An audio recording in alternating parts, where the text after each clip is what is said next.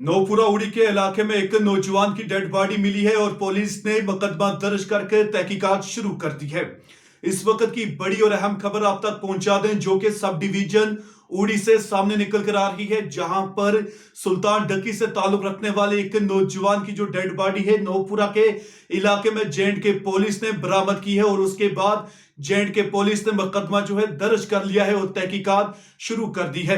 इब्तदाई रिपोर्ट्स के मुताबिक ये इतलात हम तक पहुंच रही है कि जहां ये जो नौजवान है सुल्तान डकी से इसका ताल्लुक था, यानी कि सब डिवीजन उड़ी के सुल्तान डकी में ये रहता था, और इसकी जो डेड बॉडी है वो नौपुरा के इलाके में एक दरख्त के साथ लटकी हुई पाई गई है। जी बिल्कुल, आपने सही सुना। इनिशियल रिपोर्ट्स के मुताबिक जो अपडेट हम तक पहुंच रही है वहां पर यह बताया जा रहा है कि इस नौजवान की जो लाश है एक दरख्त के साथ लटक रही थी, और इस नौजवान के गले में रस्सी का फंदा जो है वो भी मौजूद था। जहां इसके चलते हुए जेएंड के पुलिस ने मुकदमा दर्ज कर लिया है और तहकीकात शुरू कर दी है। अभी तक फिलहाल ये कुछ भी कह पाना मुश्किल ही नहीं, नामुमकिन होगा कि ये मर्डर है या फिर सुसाइड है।